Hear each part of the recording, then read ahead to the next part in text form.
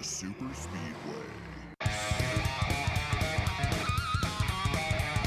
Welcome to episode 215 of the Super Speedway podcast, recorded Tuesday, October 19th, 2021. I'm your host, Eric Young, and I am joined, as always, by my co-host, James Cush. James, I got some news. Got some big news tonight. Oh, big news. We're starting with news. Big news. In honor of Kanye West announcing today that he's changed his name just to Ye instead of Kanye. I believe it's a Yee. Yee? Okay. I am changing my name officially to just Ick.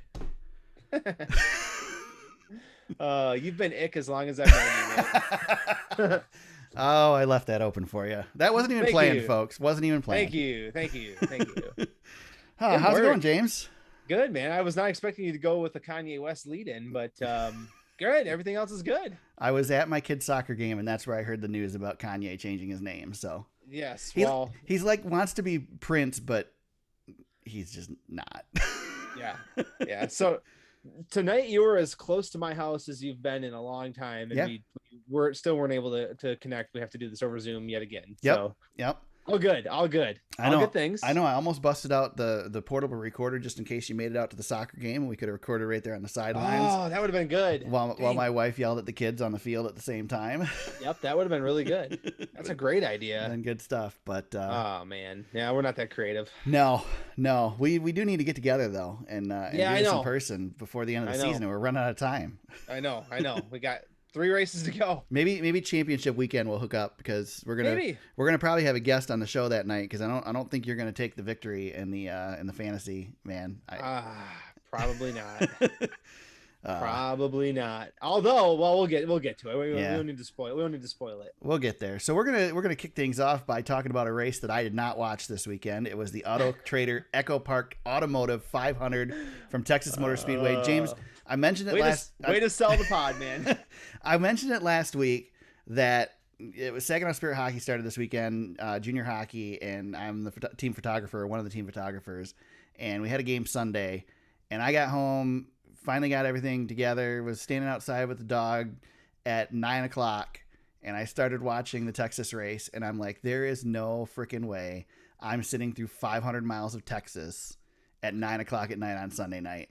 So I went to YouTube and I pulled the 30-some minute long extended highlights from NBC, and that's what I watched. And I think I got the gist of it, man.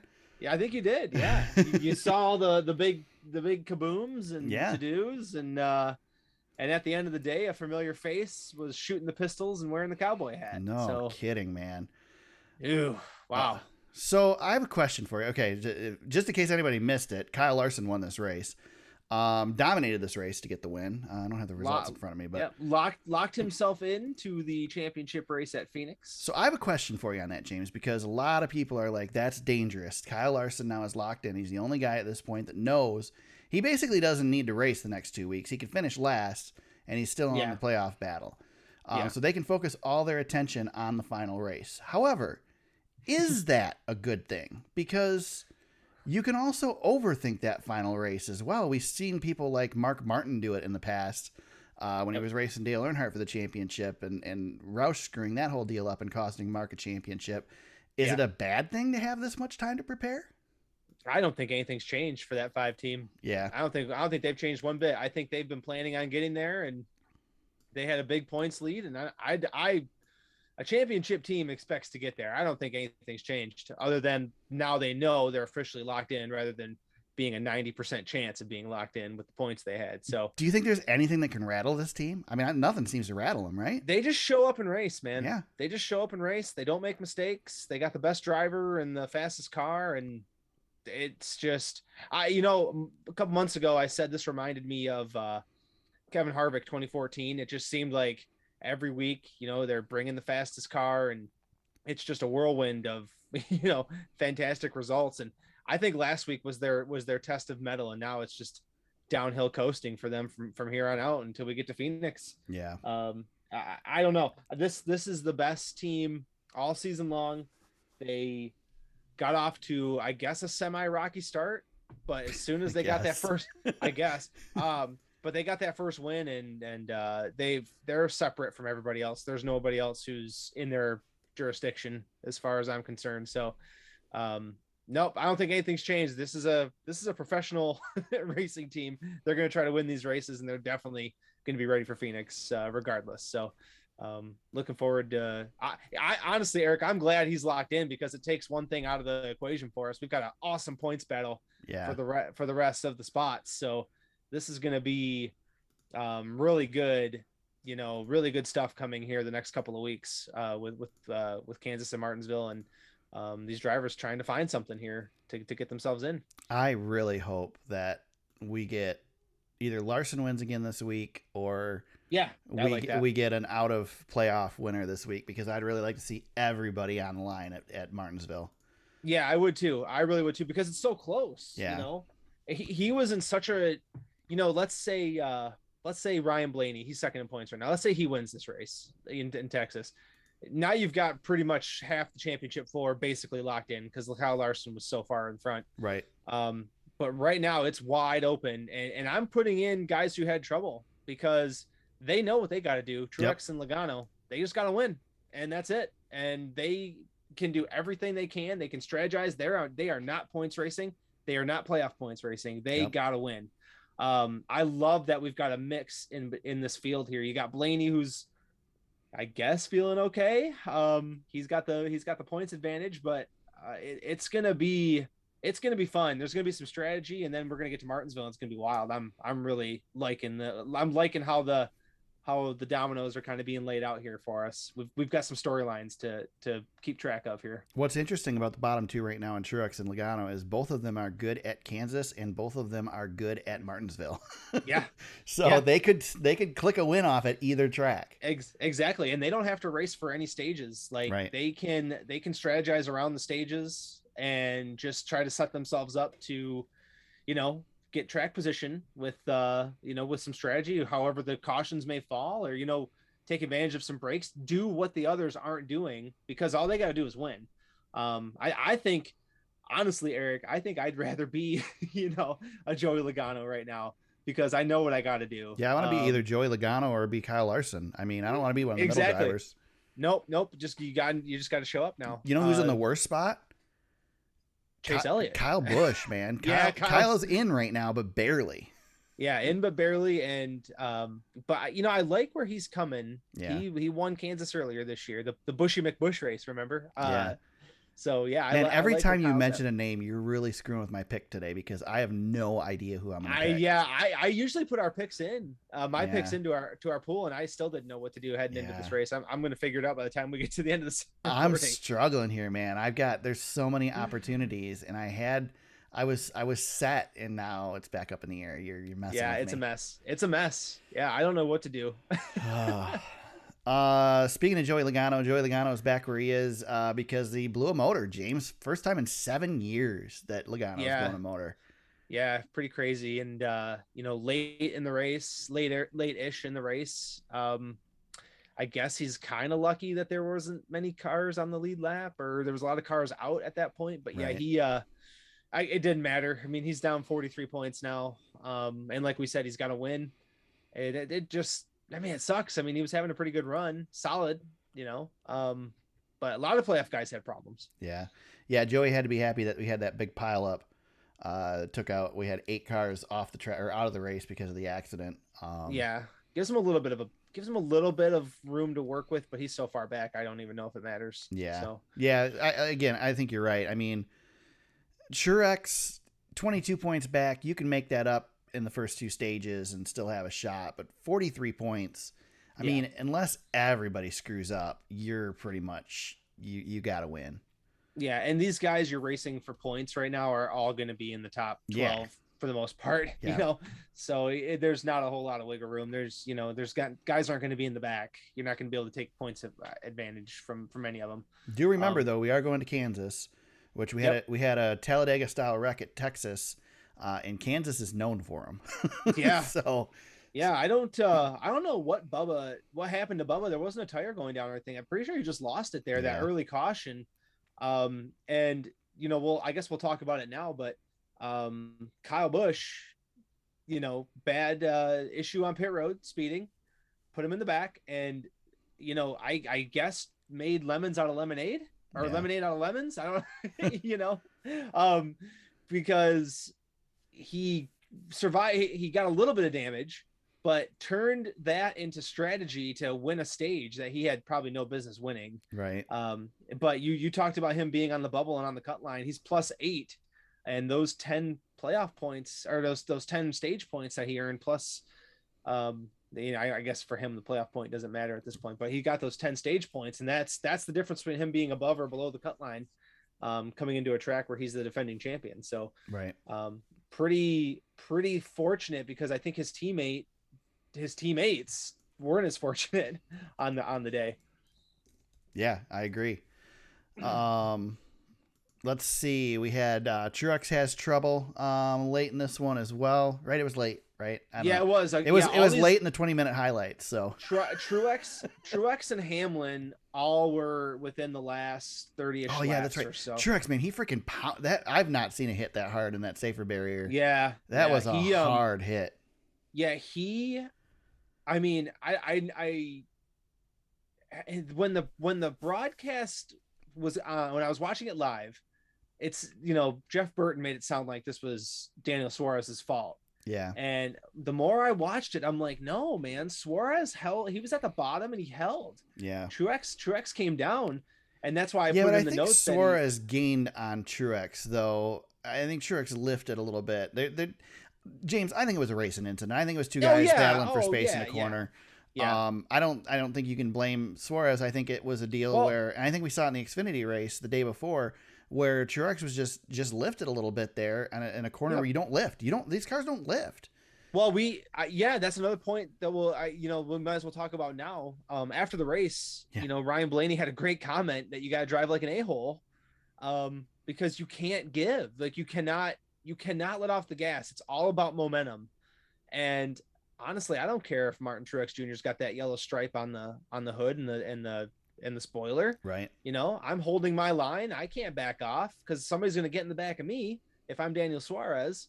So, hold your line. Hold your line, Martin. Don't come down on me when I'm coming up on you. Well, and I'll tell you what, that was the point in the race where I decided I wasn't sitting through the whole thing. Was right at the beginning, they went on board with Brad Keselowski and showed him going wide open almost the entire way around this track, lifting a little bit in turn 1, and that was it. Yeah. And I'm like, I am not going to sit through 500 miles of this.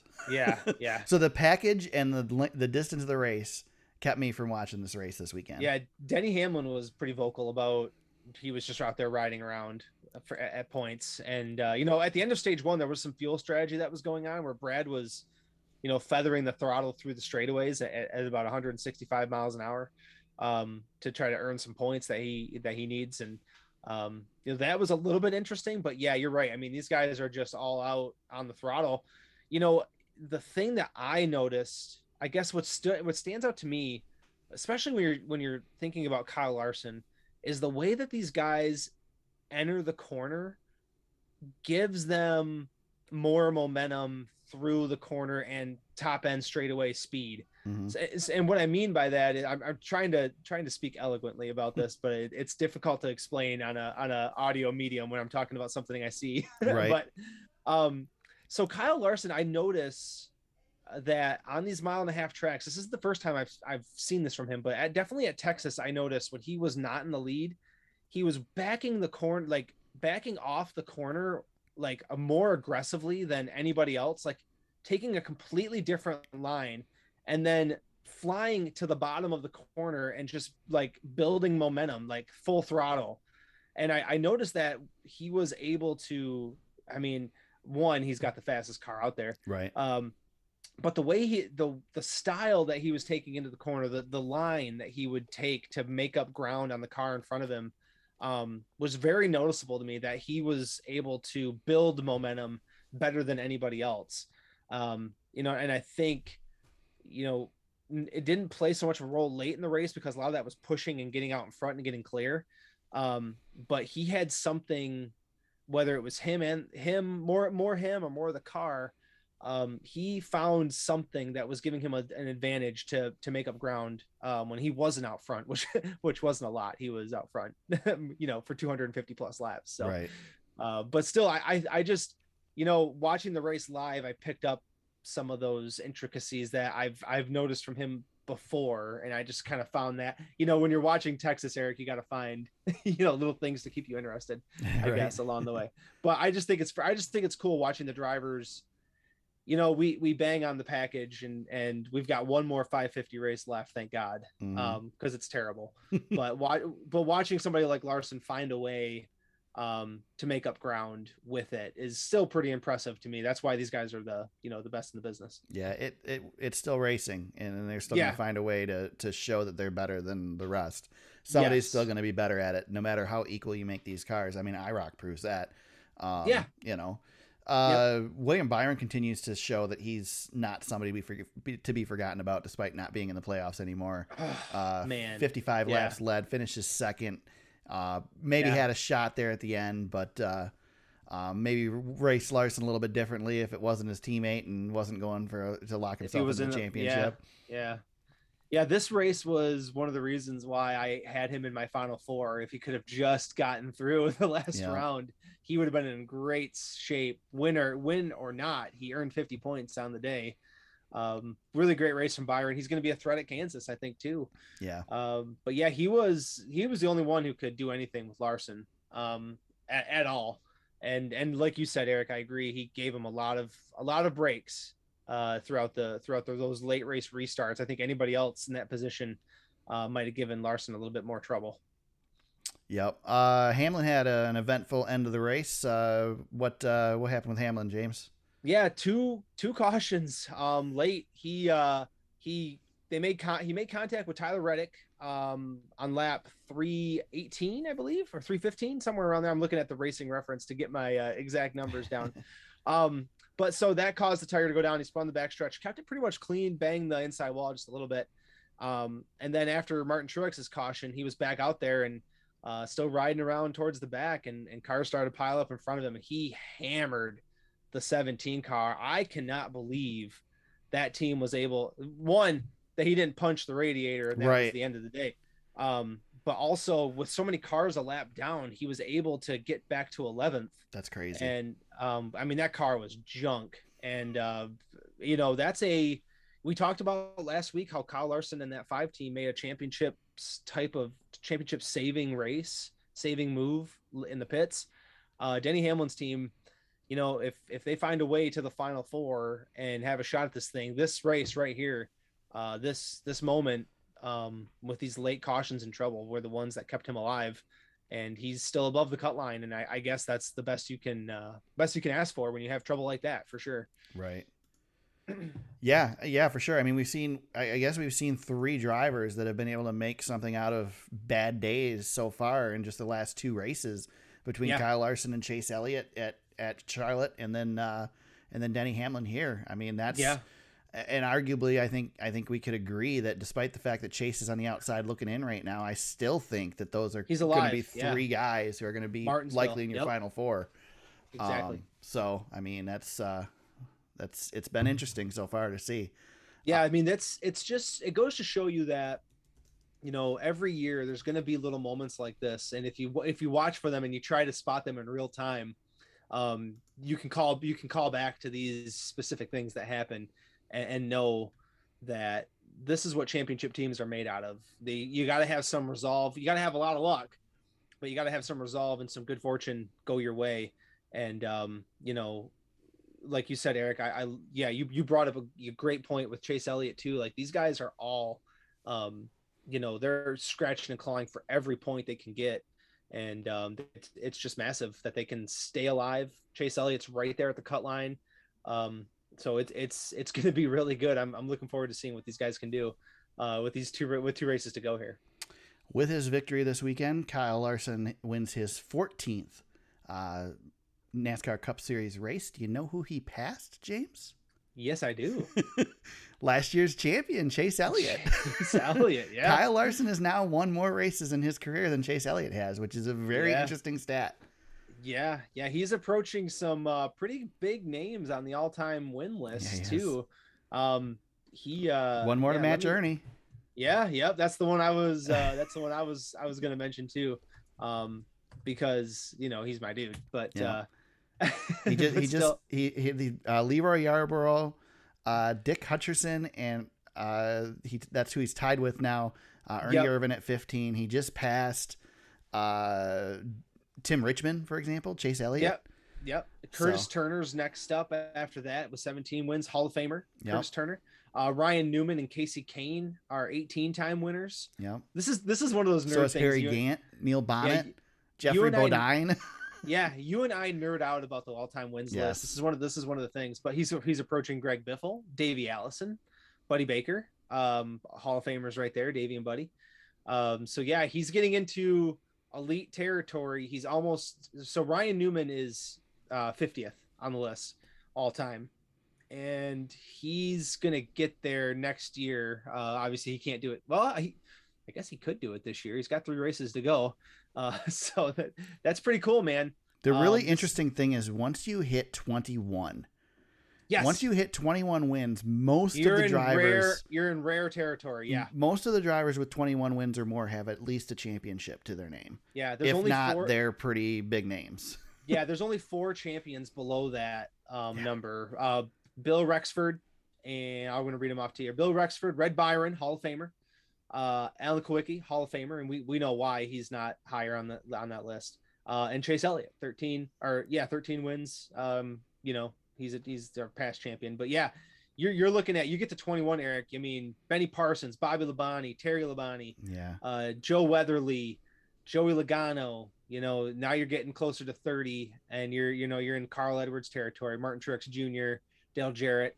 So yeah, he's gonna get there with this 5 team. Who knows what the future holds? But yeah, you're right. I mean, he's gonna get a championship to his name, I think, at some point now, whether it's this year or not. But he's in rare air. This is where you get close. I love that you pointed that out. That's a really good nugget. Getting to 21 wins is where the Hall of Famers are starting to stack up. Credit Sirius XM for that stat because they mentioned Beautiful, it on my way home tonight. I can't take all the credit for it. Interesting to look at this list because, again, James and I geek out over this list. Denny Hamlin has the second most wins of anybody without a championship. Only Junior Johnson is ahead of him. Yeah, Denny's going to get to 50, I think, before it's all said and done. If he doesn't get one at this point, it's going to be one of the all-time disappointments, I think. Yeah, the problem with Denny is Denny's almost in the same boat as Mark Martin in that there's just every year he's in the running for it, there's somebody who's just a little bit better. Mark's the different, and like Mark, I mean, he's beaten himself with the shot at the championship multiple times. He's beaten himself. Yep. And that's the same thing that Mark Martin did. So 2010, 2019, 2020. He's been close. Kyle Larson too, Eric. I wanted to throw this one at you. We talked a little bit about laps led this year for him. He's getting very, very close to the modern record. I think it's Jeff Gordon who's got somewhere around 2,500. But Kyle Larson has led 5,480 career laps. This year he's amassed 41% of that total in just one season. It's just out of control. We've said it before that we were so. What will Kyle Larson ever do if he ever gets a chance at a top ride? And many times we say that, and a driver gets a shot. Look at Casey Kane. Gets a shot at. I mean, Casey Kane drove the 5 car, and of course it wasn't this 5 car, but still. It's Hendrick car. Yeah, when during the Jimmy Johnson era, when championships were being had, right, by that organization. Yeah. So many times we've said it, and it just hasn't panned out when they've gotten the shot. And Kyle Larson is making us look silly. Oh, Jeff Gordon, and Tony Stewart told us before this dude even made a start in the Cup Series, he was next. Yep. And dude, it took a while, but you put him in the best stuff, and this is people are gonna argue, well, he's in Hendrick equipment now, of course he should be doing this good, but man, lots of guys have come through there, like you said, Eric. Casey Kane, we thought Casey Kane was going to be a champion at some point, and he never got there with Hendrick. And Chase Elliott, I know he's got the championship, but he's this is one thing I wanted to bring up on the pod. It's like, you win the championship and you're immediately looking over your shoulder because you're not the best anymore in Yep. your own organization. Like it's just you're just not. It's got to be somewhat demoralizing in some Do fashion. we look back on this moment 10 years from now and go, this was the moment when Chase Elliott left Hendrick? This This is is the the moment that drove him out of Hendrick Motorsports. I think I'll throw this one at you. This is the moment Chase Elliott became Jeff Gordon at Hendrick. Yeah. Yeah. You were the best, and Chase Elliott's window and not only was that big. Not only did he win the small. championship, and now he's not the best driver in his organization, but the best driver in his organization was brought over here with no sponsorship money, and now has the boss's name on his car. Yeah. I mean, yeah. This Hendrick lineup, I know I mentioned William Byron a lot, but man, that guy, he's something else, dude. I'm thoroughly impressed with him. He's so young. If Larson keeps doing this, can Hendrick keep those two drivers? Can he keep Chase Elliott and William Byron in his stable if Larson dominates here? Here's the thing about Chase Elliott. He's got the right personality to be okay with it, I think. Yeah. He does, but I don't know. Though, James. He has the right personality to still be successful. He has the right personality to be a Dale Jr., but I don't think he will be satisfied with it. I don't know. Maybe that's the fault line right there, Eric. Is he okay with it? And if he is okay with Listen, it, I don't think we have Chase Elliott leaving Hendrick right now. I know. I don't. It's my fault. I don't think he ever will. He's pretty well. You know what though, Eric? I mean, Dale Jr. would have never left Dale Earnhardt Incorporated. Mark Martin left Jack Roush. Right. And, Tony Stewart left Gibbs. Yep. It's, but yeah, Darrell Waltrip left Hendrick. Yeah, he did. He left Junior Johnson too. Yep. Chase, man.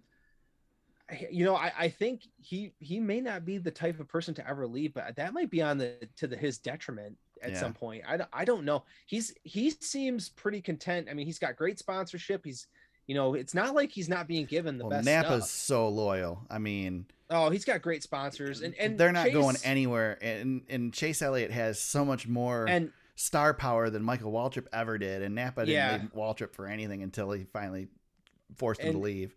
And you'll find it hard to beat a better driver for any of his sponsors than Chase Elliott. Yeah. Chase is clean cut. He's not afraid to rough it up a little bit. I used to joke that he was vanilla ice cream all the time. But he's shredded some of that. He's still got it, but he's not afraid to stick up for himself and do what he's got to do. I mean, this had Kevin Harvick thing. I mean, he's handled it with some pretty high class, in my opinion. That really won me over. Yeah. But it's just got to be hard knowing you've got to deal with this new guy. It's man, I don't know. It's like if somebody came into your job, Eric, and was doing everything better than you, and like you're the boss too, right? So if somebody came in and was just better at you at everything, you'd be like, what the hell, man? Yep. I was here first. This is my time. Yeah, it's an interesting, and your time is dynamic. And your time is like that short. It's tough. Unlike Jeff Gordon and Jimmy Johnson, Jeff Gordon is the reason that Jimmy Johnson was there. That's not the case for Chase Elliott and Kyle Larson. Right. Yeah, now it's Jimmy Johnson's fault because he retired. Right. Anything else worth talking about in this one, James? Highest finishing rookie was Chase Briscoe in 15th. He had a good run going. Yeah. Nice run. I wanted to shout out Brad again. Like, I know he's coming into the playoffs with a hole, but man, he does not go. He will not go away. He just won't. He just will not go away. He was battling for the win, for God's sakes. He pushed Larson on the last restart. He was up there. I am like, I'm on the side of, I don't think Brad is appreciated enough for how good he really is, but I'm never going to win that battle with the majority of NASCAR fans, but that's fine. If he doesn't win the championship this year, man, he's going out fighting hard. And I just appreciate him so much for everything he's putting out there right now. Cause I don't think he's got the best stuff, but dude, he's just scratching and clawing and hanging around, and he's not out of this thing. he's got a good shot to make the championship. I mean, it's he's one of the the final ones remaining, obviously, but he's hanging around. I love it. Shout out to Kyle Busch this week on his social media. During, and I'm sure Kyle didn't specifically do it himself, but somebody on his team did. Pre-race intros, they shot it on his Instagram and put up, the drill. They showed him getting introduced, and they had woo or boo, and you could vote and choose which one. I voted boo. I voted boo. I went with woo, man. I had to go with woo. He had more woos than boos, but of course it's a social media account, so you'd hope that's the case. Rowdy Nation, baby. Yeah. So it's fun that they're playing it up. Yeah, that's good. Yeah. I've said all along, I want Kyle to embrace the villain role, and he does half the time, and then the other half of the time you can tell it bothers him. Yeah. But let's see. Eric, I was gonna say I think we need to mention him a little bit more. YRB.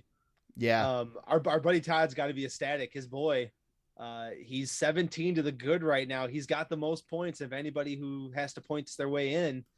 YRB gonna make it to Phoenix? Maybe. I mean, Kansas should be a good race for him, and he'll be so. good at Martinsville. He'll be good at Martinsville. If he just stays solid, he doesn't have to win. He can just stay solid. Yeah, there's going to be a shocker going into Martinsville or coming out of Martinsville. Somebody who should get in is not going to make it in because there are 5 to 6 good cars that should make it, and only 4 can. I mean, is Joey Logano that guy? Can he throw the upset? I don't know, man. Because again, so you got Larson, Blaney, Hamlin, and Kyle Busch locked in right now. I guess if you could argue that any of them doesn't deserve to be there, I'd say Kyle Busch. But I can't say that he doesn't deserve to be there. My championship pick. Right. And then you got Chase Elliott, you got Brad Keselowski, Martin Truex Jr., and Joey Logano outside looking in. I mean, you can't bet against any of those guys either. Well, no, Chase should be good at Kansas and Martinsville. Right. And Chase we expected to get in. I mean, all along. Hendrick's going to be giving everything they got to get that 9 car, into the championship. The only one I'd bet against, James, is I'd bet against Keselowski, and that's just because the deck's stacked against him. He's not in the meetings. He's not, doesn't have the full support of the team, despite what they say. He's going on to other things. He's the only one that I could say, yeah, maybe not. Yeah. Yep. But it wouldn't surprise me if he makes it either. Right. I mean, he's just a dog, man. He's just hanging in there. I love it. We're going to have another Final Four this year, James, where all 4 drivers deserve it. Yeah, and there's going to be one guy that we're not looking at who's going to get in there. Yep. And it could be a Brad. It could be Eric, it could be Chase Elliott this year. Kyle Larson's got all the shine, I think it might be that. Tough. It might be that 12 car, but right, Eric, right now in the top 4, we've got 3 guys who do not have a championship. Yeah.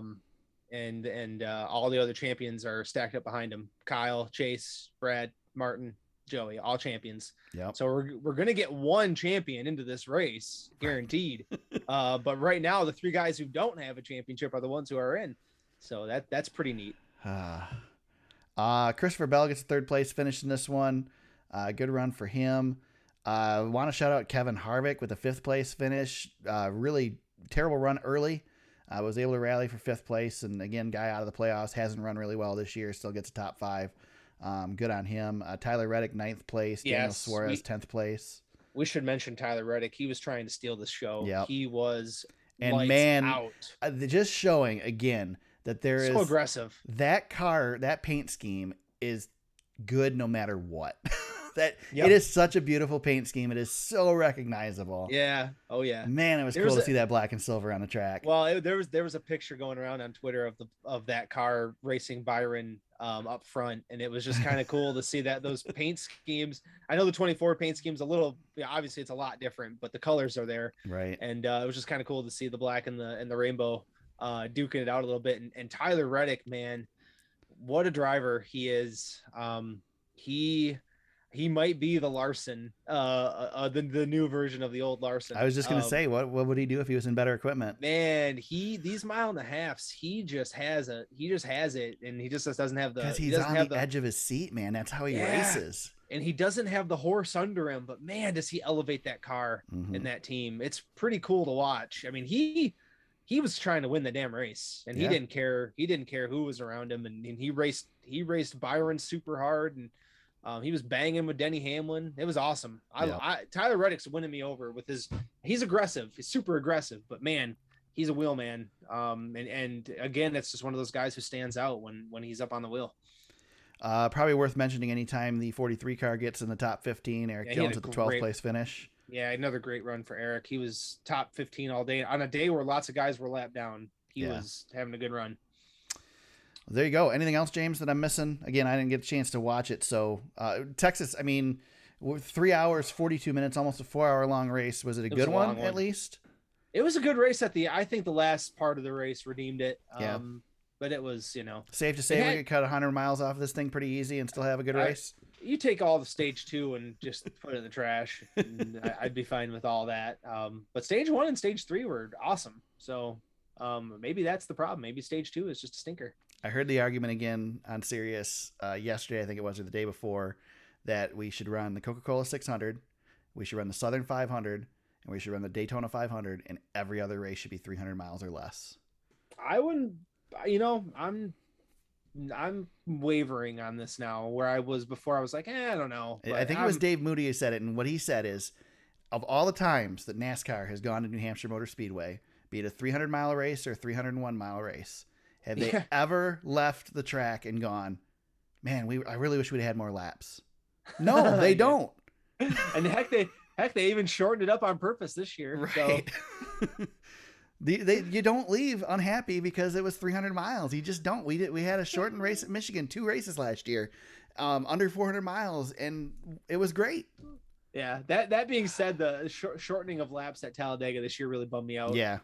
In those 2 races. So yeah, but again, the circumstances are different. Exactly. 500-mile race, you make it a 300-mile race, it's still just as exciting. Can we meet in the middle on Talladega and say those are at least 400? Maybe. Okay. I don't think it's necessary though. Probably not. You could just race 10. Eric, you could race 10 laps at Talladega. Tell me how exciting are the truck races at Talladega? Just race 10 laps. That's all you need.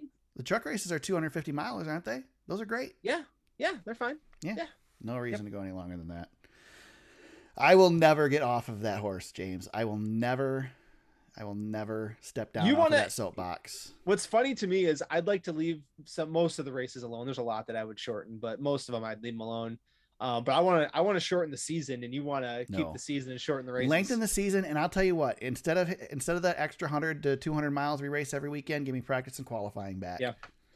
Well, I would if I was running NASCAR, I would avoid the NFL.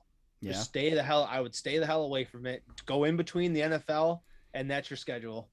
Whether that's 26, 28, 30, I don't know what that number comes out to be, but I would just championship weekend is the week before the NFL kicks off, and you're good to go because you don't have to deal with college football or the NFL, and you've got it all to yourself. I say there is no off season. We run the whole year of NASCAR. Jesus, what do we do? Now we really are the WWE, right? The thing is if you're going to do what you want to do, if you're going to shorten the season, you need to shorten the season, as you said, and have your normal 2 or 3 off weeks during the year, and that's it. Don't give me gaps like IndyCar does. I don't want a month off of NASCAR. The truck series is another good example. Yeah, but I think the truck schedule is more based on circumstance. The last couple years, it's picking up. Yeah, the trucks will be picking up, but we're gonna go, Eric. Next year's gonna be worse. Talladega. By the time we race at Martinsville with the trucks, it'll be a month. Yeah, next year's worse. So, yep. So. And that's not the only 1 month break. We've got a lot of 2-week breaks in between there. So yeah.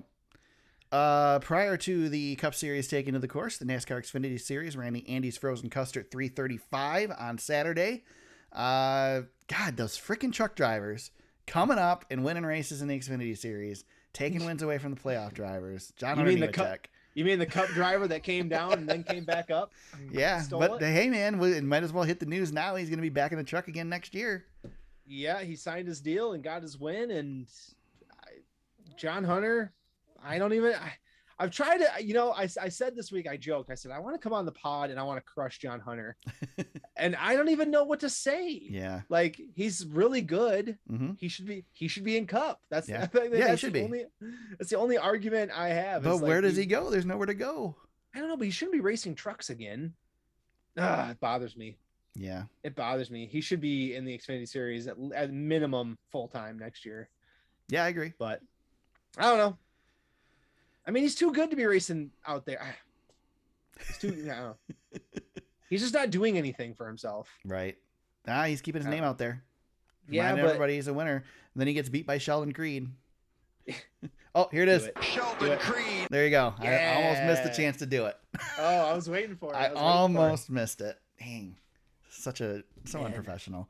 You know who was really unhappy that John Hunter Nemechek was in this race, James? Who's that? Daniel Hemrick. Yeah, poor guy, man. Dude, I don't even know. How many second place finishes this now? It already was a record, isn't it? He's getting he's got a ridiculous. lot. He's got a lot. Let me look at his numbers really quick. Just freaking ridiculous. The poor dude. He's got to get a win. His top five. He's got 43 career top fives. He's got 1, 2, 3, 4. I'm still in the. I'm into 2020 now. So yeah, he's got a lot. It's a lot, It's a ton. man. Yeah, and he's raced for some good teams: Richard Childress, JR Motorsports, Joe Gibbs. Next year, where he's going to Colleague. He's like Elliott Sadler, man. He's gonna race for everybody.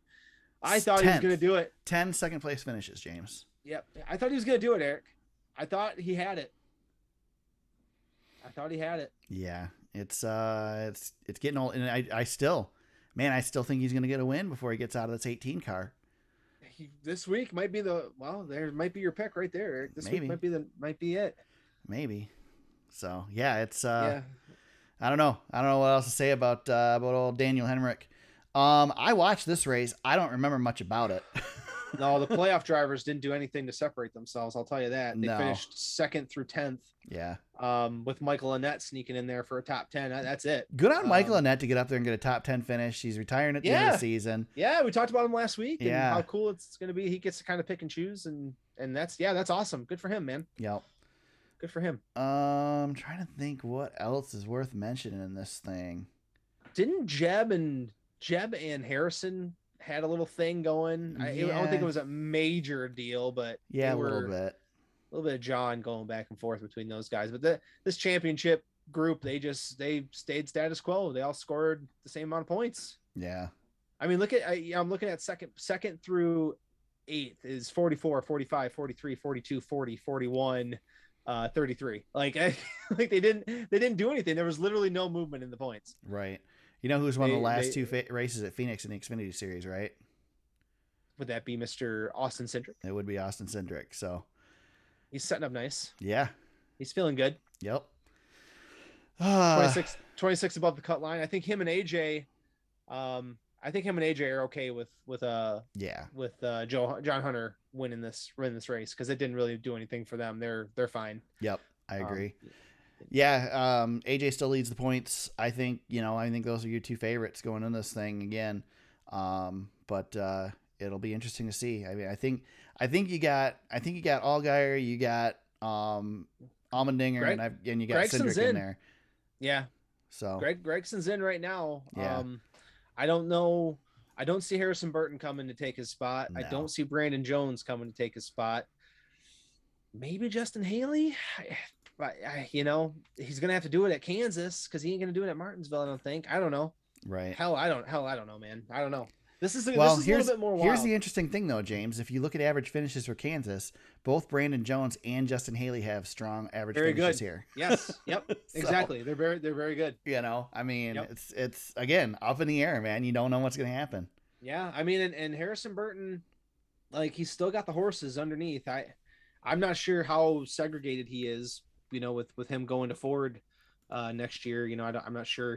There's got to be some sort of isolation going on with him.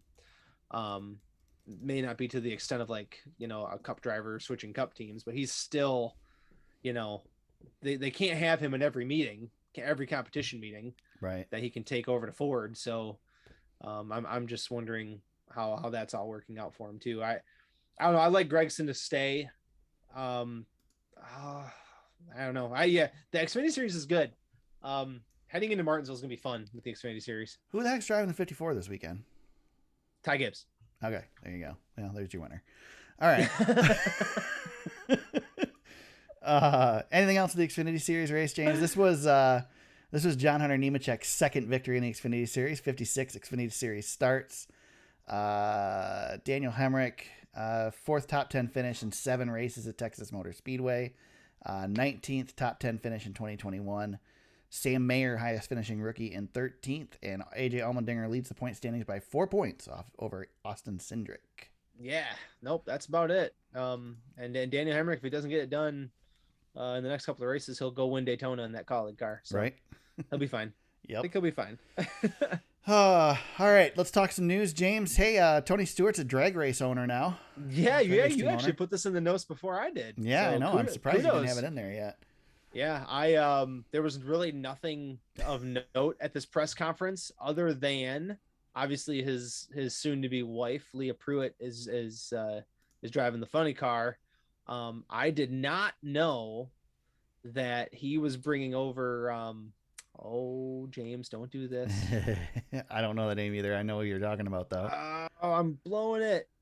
I'm not cutting any of this out either. Hagen. God, what's his first name? He's the points leader in the NHL. I don't know. Matt. Yes, thank you, Matt Hagen. There you go. Jeez, oh, Pete's golly. So see how much I follow the NHRA.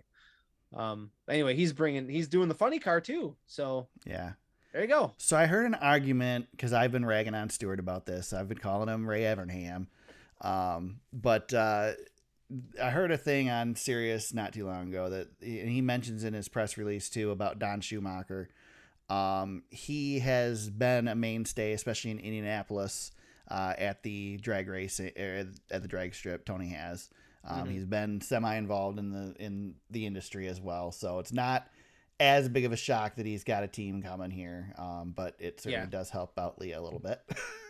Yeah, I did not know that Leah Pruitt was younger than me. Yeah, you're at that point in your life, man. I'm at that point in my life where my hero, racing hero is marrying somebody younger than me. Didn't see that one coming. He's an old man. Yeah, he's in his 50s. Or no, not quite in his 50s yet, is he? I don't think so. Yeah, he's 40. I think he's 49. So, Jesus. I don't even know what to. What I was hoping for out of this, because Leah Pruitt is a big Dodge. This is the thing. This is the thing that I've found interesting, that Tony Stewart, the Ford guy, has been hanging around Mopar for the better part of 2 years now, and I'm just been wondering, like, Ford cannot be super pleased about this. And when Tony said we are not announcing any partnerships today, I said, there it is. This is going to be a Ford operation, and Leah Pruitt's coming from Dodge to Ford. This is going to be my thing. There's no way he's running a Dodge. Maybe he's running a Dodge, and he's going to bring Dodge back to the Cup Series. I doubt it, man. He brought Ford into the World of Outlaws. Yeah. Like Ford was not present in the World of Outlaws, and they built a motor, and now Donnie Schatz is running that, and so this is going to be a Ford funny car, whatever program that he's going to have going on here, and Leah's going to be coming over. That's the only thing I could think of. So that was the only note I had. They're looking for partners, Eric, if you want to sponsor them. Yeah, I'll get right on that. We mentioned John Hunter Nemechek returning to KBM. Kevin Harvick, Chase Elliott, NASCAR talked to him, settled things down, and Harvick's still running his mouth. do you have his quote? I don't have it in front of me. What he said. Basically, he said maybe Chase should. I wasn't going to make it into the championship, but maybe Chase should worry about the same car on his team that's out running him every week. Right. That was he just can't help himself. NASCAR had that call with him, and from what Harvick was saying, it was a 4-minute conversation. So probably you boys knock it off, wagging of the finger, and then that was probably wink, it. Wink, wink, nudge, nudge. Hey, if you get into it at Martinsville, we can help our ratings. My favorite thing about that was there was a lot of Days of Thunder memes going on from when Tom Cruise and Roddy Burns had to drive the rental cars to the meeting. Right. Just one of my favorites. So yeah, I really enjoy when Days of Thunder kind of mixes in with my Twitter life. So very good. Let's see. I'm doing two things here at once and doing a poor job of mentioning that I am, or ignore whatever, hiding the fact that I am. 51 team, James. We could see it up for grabs, maybe the charter at the end of the season. Yeah, they're NASCAR has the right to revoke a charter, and the 51 team needs to pass the 15 team to not fall into this repo section. I don't really think this is news though, Eric. I'm pretty sure the 51 the Rick Ware cars will figure it out and make sure that they get to keep their charter, especially with that big announcement that they're going to merge with SHR a little bit next year. Align, I should say. So, yeah, I don't know. I don't know if it's newsworthy or not, but man, if that'd be something if there was a charter up for grabs. Well, because there's one that you brought up to me earlier this week. Mr. Hamlin. Yeah, well, I was just going to mention that because we didn't put it in the notes. Denny Hamlin would be really excited about an available charter because the Front Row Motorsports one apparently is not available anymore. Denny commented on it this week.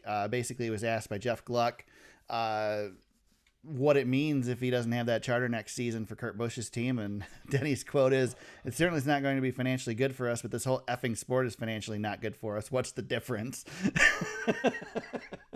It's really good, really strong. It's really strong Hamlin quote. It's a good line. Denny Hamlin in ownership is fun.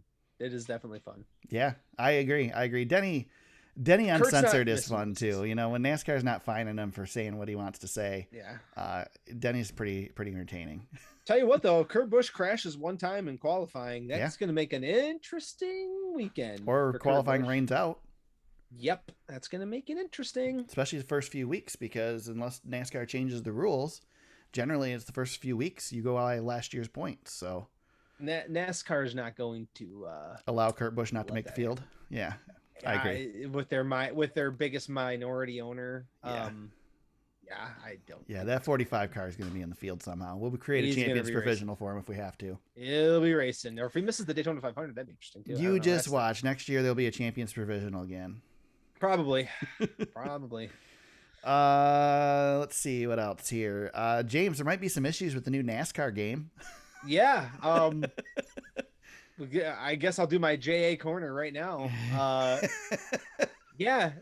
Now, to be fair, before you do your Jackass corner, let's acknowledge the fact that everything that people are playing right now is still technically a beta because the game doesn't officially come out until Sunday if you pre-order it.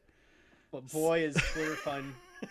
It's Twitter fun when games like this don't work. Holy crap, was I laughing today with some of the stuff that people were posting. Well, you and Todd were giving me so much crap last week because I was excited about the NASCAR game coming to the Nintendo Switch.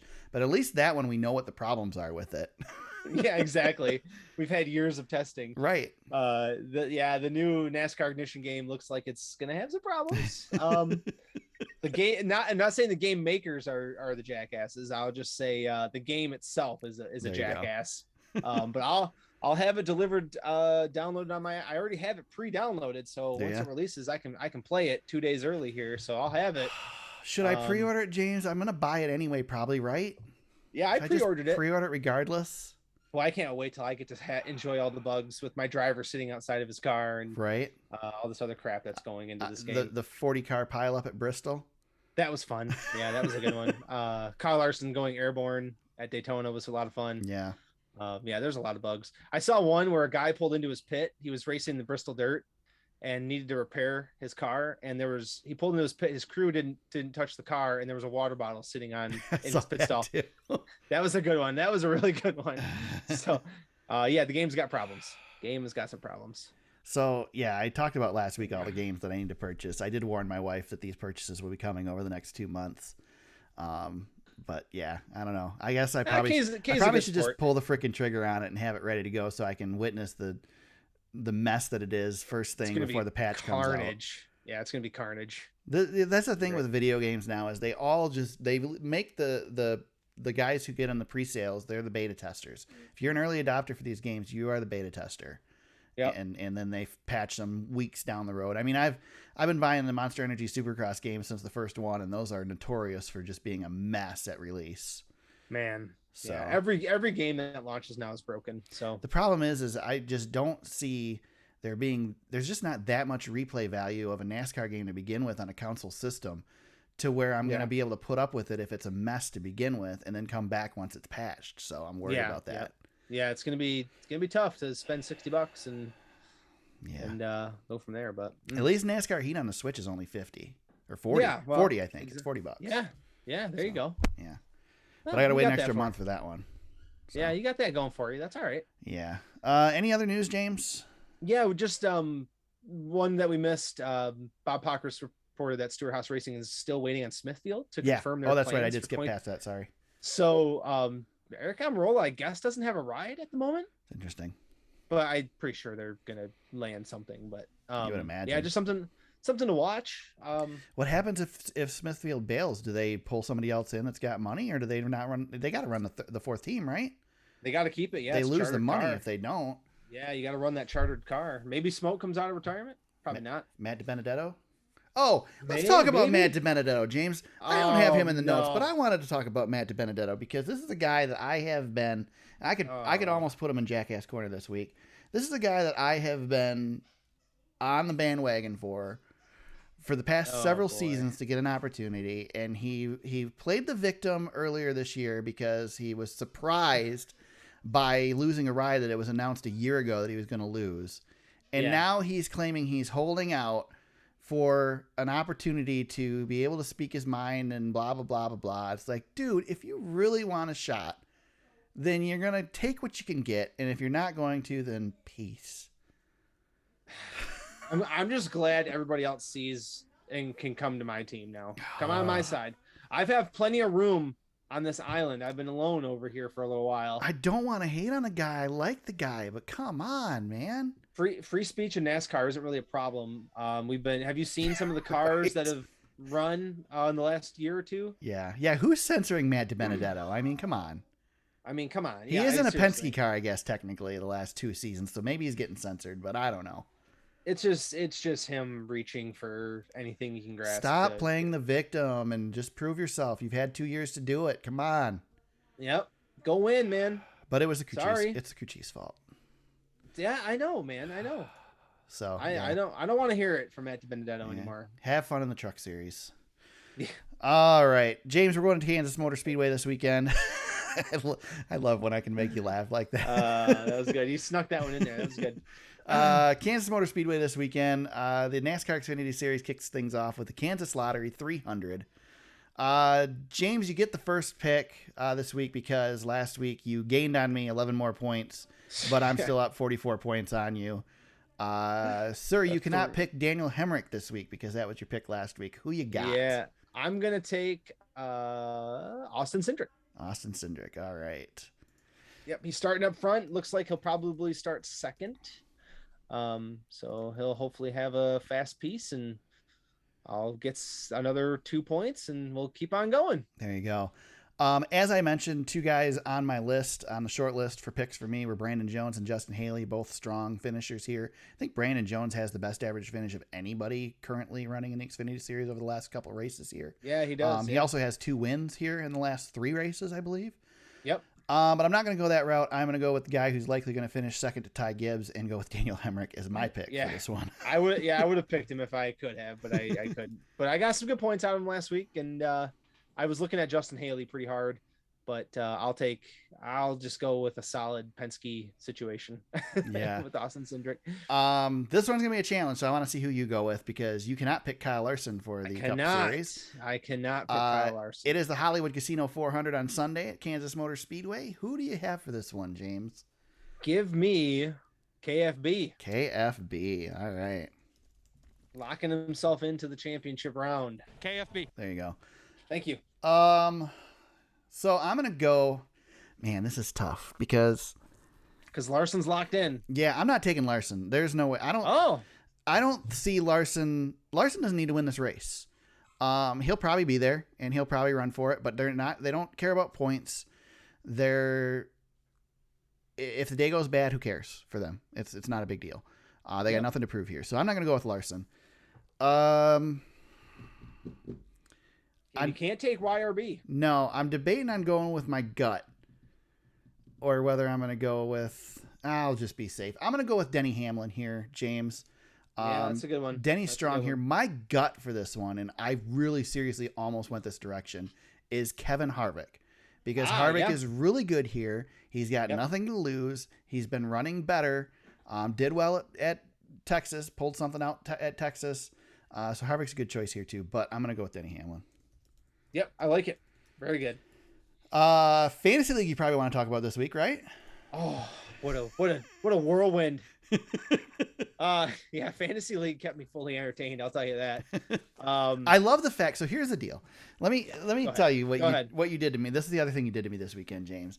We have a chat between you, me, and Todd that we chat with on Facebook. That every race weekend I mute, in order to not get any spoilers. Well, James decides to tag me in a tweet instead, but it was him announcing his victory and not who won the race. So it still didn't spoil the race for me anyway. But yes, I knew that James won the fantasy day. I replied to a tweet to Ranger. You just so happened to be on it. Gotcha. Yeah. Ranger didn't like my taking of his bow. I did say like this might be my only chance to do this for the rest of the year. So I wanted to make sure that I got one bow in before it was over. But Eric, I had a massive day. I needed it bad. I got the win. Freight Train second. Tandem Draftona was third. Eric, there was a big portion of this race that me, you, and Todd were top three, and I kept sending messages. I was like, come on, boys, keep pushing me. Let's go. Right. It was great. At one point I had about 70 points on Ranger, but he rallied. He had Brad on his team and got a whole bunch of points. So Ranger continues to lead. I closed the gap a little bit. It seems like it's still too far to overcome. But he's got 6,311. I'm in second, 6,183.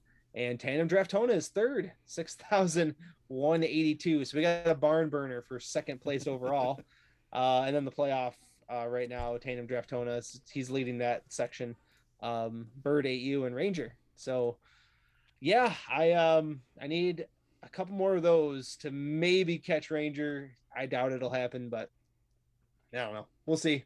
It was fun. It was fun to have a big lead and see how fast it would crash. And then, of course, Hamlin crashing late. I had him and a couple others. So I thought it was all. I had Reddick, and I thought it was all going to hell at one point. So, yep, good stuff. I hate it. I hate it so much. There you go. Shout outs this week. I'm going to go with, so I pulled these out because I didn't have them prepared before the show, but I remembered who I wanted to shout out and who my jackass was this week too. So we're all set there. So first of all, shout out to Corey LaJoy, James. I don't remember what show he was on Sirius this week, but the guy's a screwball.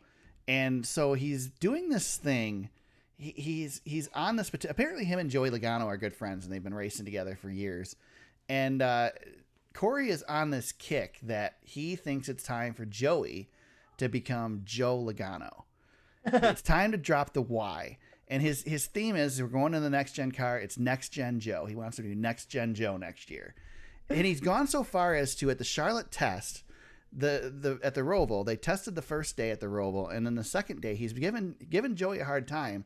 He walks by Joey's car in the pits. It's parked there. The team's working on it. So he walks over to the car and peels the Y off of a Penske race car on Joey's name. So his name is Joe Logano on the car. And then not only does he do that and gets questioned by the team, he walks around to the other side of the car and peels it off the other side as well.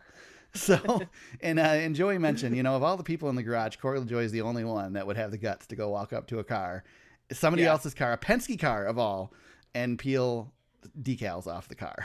So, for one, really good. I am on board with the next gen Joe. I think Joe Logano sounds good. I like that.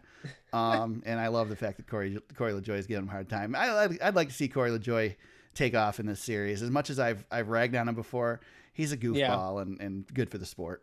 What if he went with Joseph Logano? Yeah, maybe. Joseph sounds a little too pretentious. Yeah, it's probably true. Well, Joey is. Yeah. Yeah. He's getting older now, man. He's got to go to Joe. Drop the Y. Yeah, good stuff. Oh, good stuff. That is good stuff. That's good stuff. You got a shout out for us, James? Yeah, I was listening to the Teardown. And I know we've shouted these guys out a few times, but it's ironic that you're doing this, but I'll tell you why. Oh, that's fine. Go. Yeah, no, that's fine. So I just wanted to shout out for those who listen to it. So every once in a while they get a little bit personal with what's going on behind the scenes, and poor Jordan Bianchi. So if anybody does live in Texas, I was going to give him a shout out to see if he can have a room or a place to sleep because his hotel burned down, and now Oh he has to pay man. like $700 a night for a room, and he's not sure what he's going to do because he got this great rate for the F1 race at Coda, and now his hotel burned down. Not Oh my not his God. doing. So I don't know what the update is, but I wanted to use my shout out to if anybody out there can give Jordan Bianchi a helping hand, please do. That's funny. That's too bad, man. It Yeah, sucks. I know it's bad. Yeah, he said he had a great hotel rate, and him and Jeff kind of flip flopped. Yeah, him and Jeff flip flopped who would be the recipient of the F1 race or the Cup race at Coda, and yeah, Jordan got stuck with the F1 race with the burned down hotel room. Man. So it's worth a listen. It's actually pretty funny when they talk about it. That's funny. I'll have to check it out.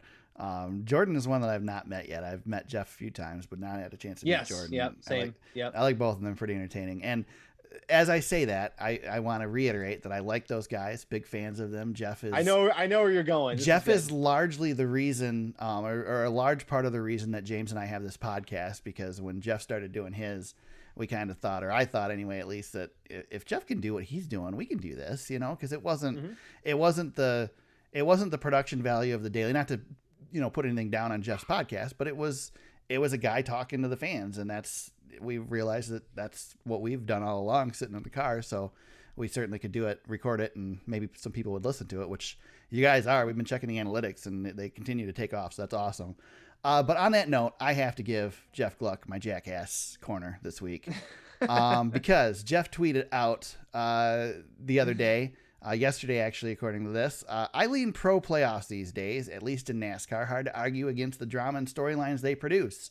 And that's what drives NASCAR. But this is also worth noting, in Via Racing reference, he shares that Kyle Larson and Denny Hamlin would be tied in the point standings right now under the old NASCAR system. And this pissed me off a little bit because I love Jeff again. And a lot of people do this, but why in the hell? It's been, and I've tweeted this to Jeff, it has been 17 years, James. 17 years since we had this point system. Why in the world are we still looking back at what the point standings would be if we had the old system? The Stanley Cup used to have 4 teams in the playoffs for the NHL. Do we still take the teams that make the playoffs and go, well, what would happen if only 4 of them were in? Well, no, we don't do that. It's not so stupid.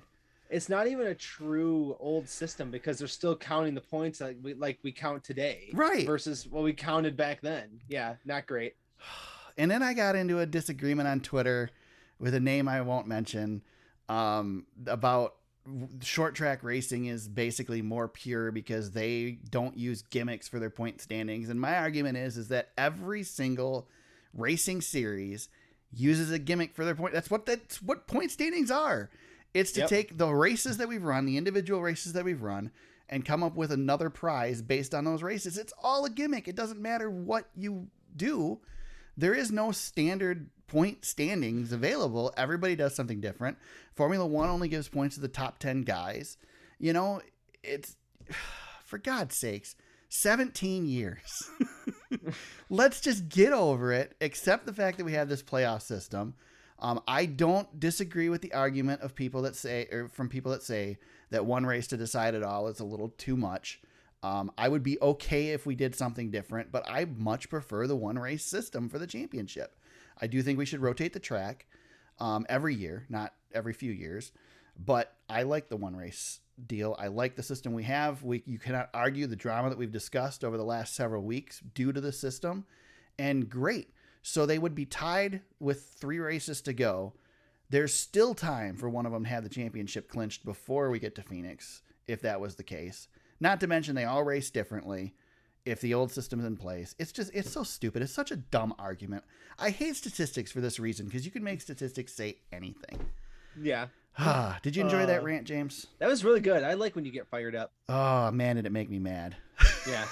Not really, but it irritated me. I don't know what it is about you guys who take photos, but man, you guys got a lot of opinions. I know, you know? right? awesome. We already hit your Jackass corner. You got any others, or is that it, James? No, that was it. I wanted to just shout out the game and get your shit together before before I have to play it. That's There you it. go. All right. On that note, James, if people want to chat with you about NASCAR Ignition when it comes out on, you said you pre-ordered, so you get it Sunday, right? Get early access. I think I get Sunday. Yeah, Sunday. Yeah. I think I get it. Yep. So instead of watching the race, you can play NASCAR Ignition. And if they want to chat with you, how can they do that on social media? At James Cush on Twitter. You can find me at TSuperspeedway on Twitter. You can find the podcast on Facebook at facebook.com/TheSuperspeedway. Our website is thesuperspeedway.com. You can find old episodes of the podcast, show notes, include links to articles we've discussed in the episode, past race coverage, photos, all that stuff can be found there. Again, thesuperspeedway.com. You can find the podcast on Apple Podcasts, Spotify, Google Play, Stitcher, and SoundCloud, wherever you found us today. We hope you subscribe and continue to listen. And again, thanks to all the people who have been. Again, numbers continue to grow, which is awesome. It's taken a long time to get there, but still seeing it go up. So that's awesome. It's great. We appreciate every single one of you. Absolutely. Yep. With that, we go to Kansas Speedway this weekend, not Motor Speedway. This weekend for the NASCAR Xfinity Series and the Cup Series. Before we get everybody back on track together at Martinsville the following weekend, we'll be back next week to talk about Kansas, break it all down. I promise I'll watch it this Sunday. And we'll preview Martinsville heading into the final two races of the playoffs. Until then, everybody, let's go racing.